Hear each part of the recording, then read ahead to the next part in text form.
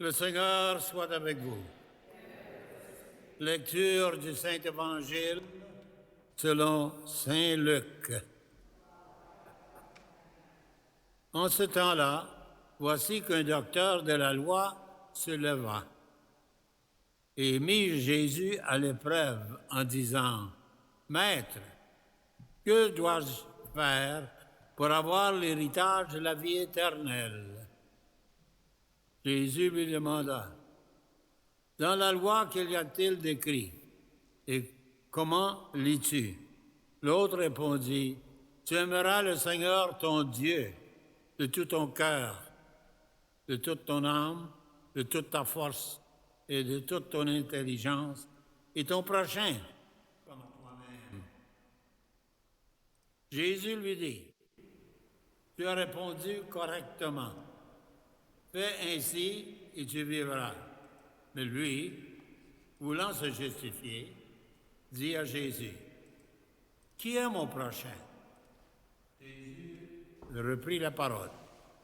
Un homme descendit de Jérusalem à Jéricho. Il tomba sur des bandits. Et ceux-ci, après l'avoir dépouillé et rouillé de coups, ils s'en allèrent et le laissant à moitié mort. Par hasard, un prêtre descendit par ce chemin. Il le vit et passa à l'autre côté. De même, un Lévite arriva à cet endroit. Il le vit et passa de l'autre côté. Mais un Samaritain qui était en route arriva près de lui. Il le vit et fut saisi de compassion. Il s'approcha et pansa sa blessure, et en versant de l'huile et du vin. Puis, il le chargea sur son propre monture et le conduisit dans une auberge et prit soin de lui. Le lendemain, il sortit 2 pièces d'argent et les donna à l'aubergiste en lui disant, « Prends soin de lui, et tout ce que tu auras dépensé en plus, je te le rendrai quand je repasserai. » Lequel des trois, à ton avis, a été le prochain de l'homme tombé aux mains des bandits? Le docteur de la loi répondit, « Celui qui a fait preuve de pitié envers lui. » Jésus lui dit, « Va, et toi aussi fais de même. » Acclamons la parole du Seigneur.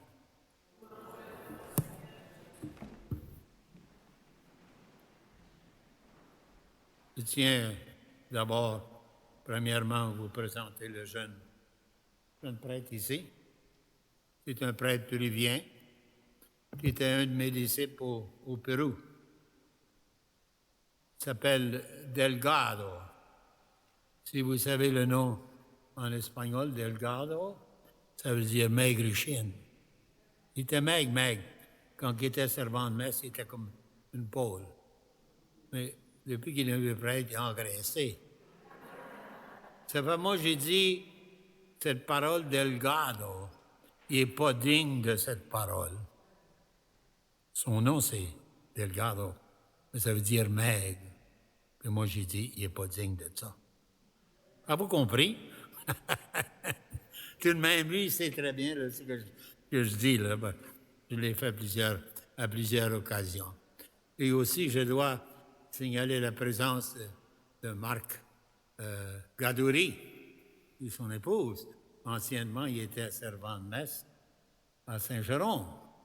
C'est un géant aussi. Il était au Jubé. Là. Il est caché avec ses 2 enfants et son épouse. Sois bienvenu avec ta famille, Marc. Et aussi des militaires ici. Jean Raymond est militaire plusieurs années. Il est venu pour célébrer la messe avec ses parents. Son père et sa mère célèbrent 45 ans de mariage. Bienvenue et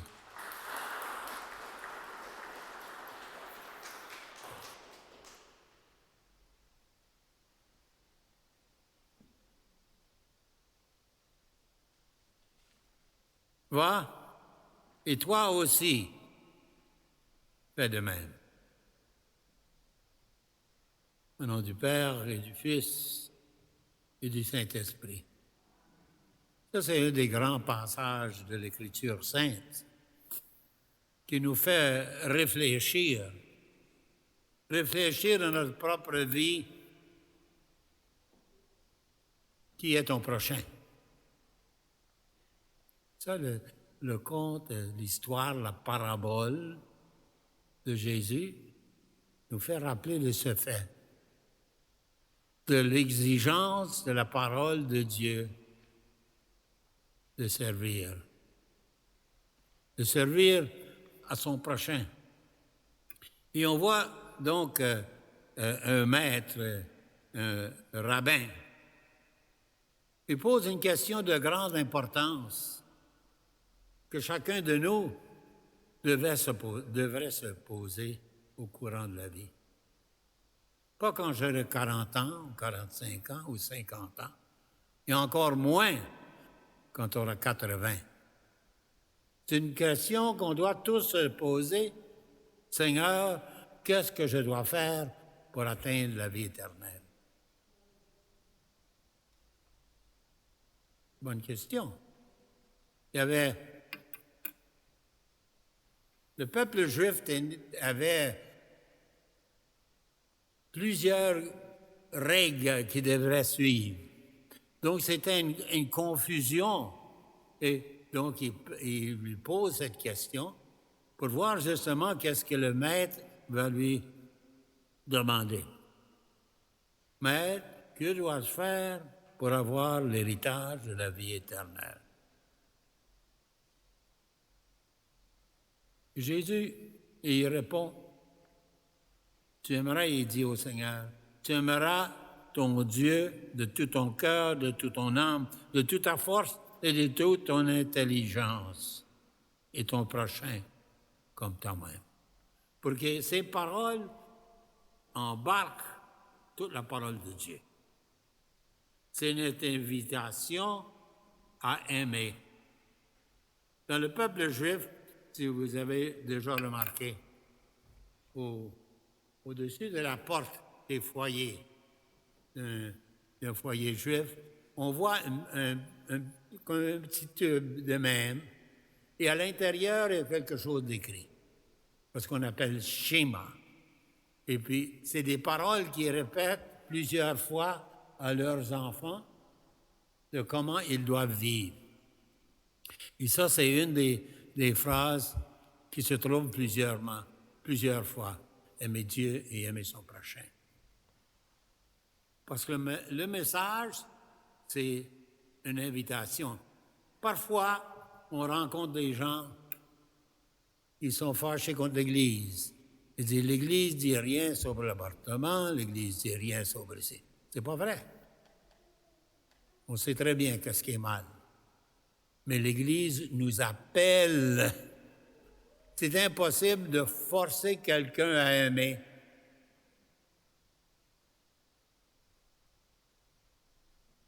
Un jeune homme qui est rejeté, ça fait douleur dans le cœur. Mais forcer l'autre personne de l'aimer, c'est impossible.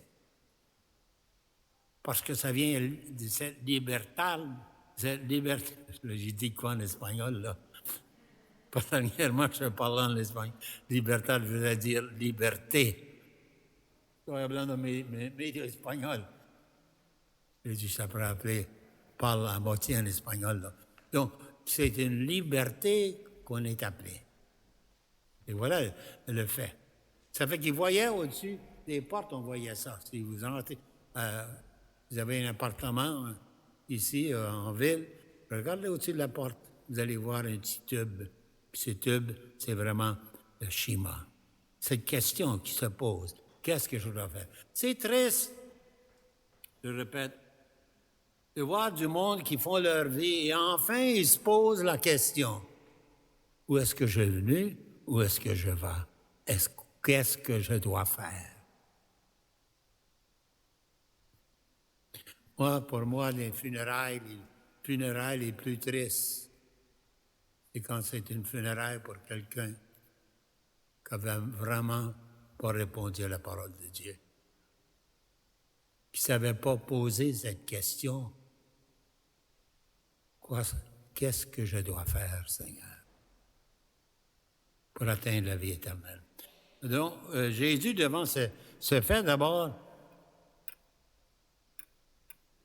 le jeune répond, aimer Dieu et son prochain. Mais encore, ils vont encore plus loin. Puis il demande, qui est mon prochain? Il voulait se défendre. Fait que on voit Jésus, d'abord, nous raconte la parabole du bon Samaritain.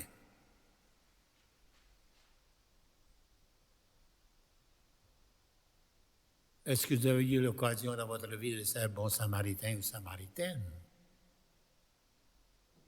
On n'a pas besoin d'aller loin dans notre propre vie. On est entouré des gens qui ont besoin de notre présence. Pas nécessairement un aumône ou un service. Et le grand service, la présence. Être présent à quelqu'un qui a besoin d'être accompagné.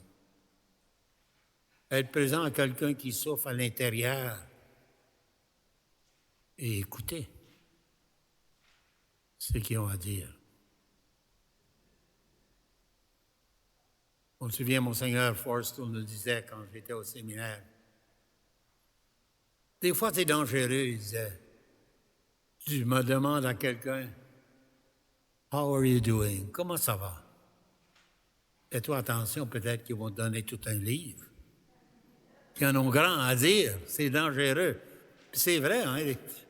Puis parfois, c'est non seulement dangereux, mais ils te l'ont répété à plusieurs fois. Le même chant, répété constamment. Donc, il raconte justement la parabole Samaritain. Intéressant, avez-vous déjà remarqué, peut-être vous avez marché dans la rue et puis tu vois quelqu'un qui s'en vient dans ta direction. C'est pas la meilleure personne dans ta vie. Et tu traverses à l'autre bord de la rue. Avez-vous déjà fait ça? Non. Oh oui. On se souvient, un jeune homme, malheureusement, son père était ivrogne. Puis quand il était à marcher avec son ami, tout à coup, il voyait son père qui s'en venait. Il dit à l'ami, traversons l'autre bord de la rue. Évitez, hein? Mais c'est un appel, moi je dirais, l'appel le plus grand, c'est sois attentif. Écoute. Qu'est-ce qu'il y a dans le cœur de quelqu'un?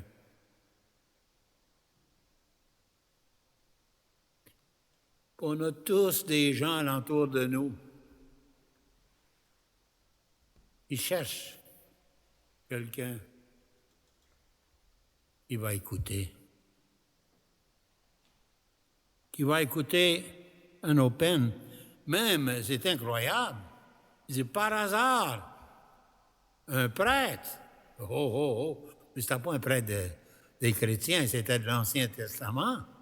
Un prêtre du peuple juif arrive au même lieu, traverse la rue.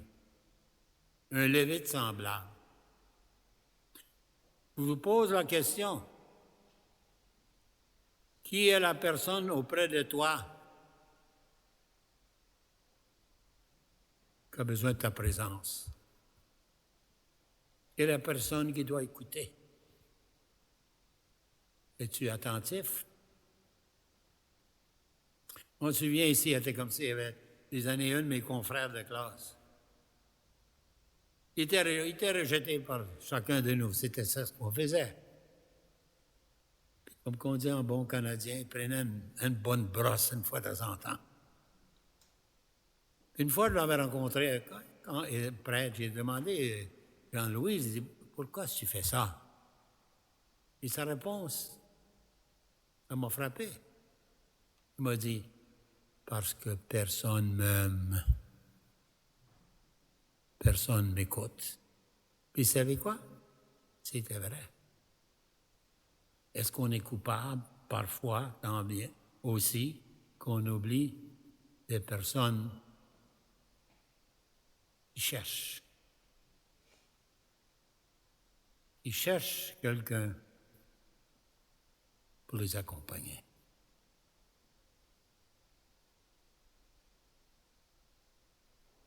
Va, toi aussi, fais de même. Fais comme le bon Samaritain.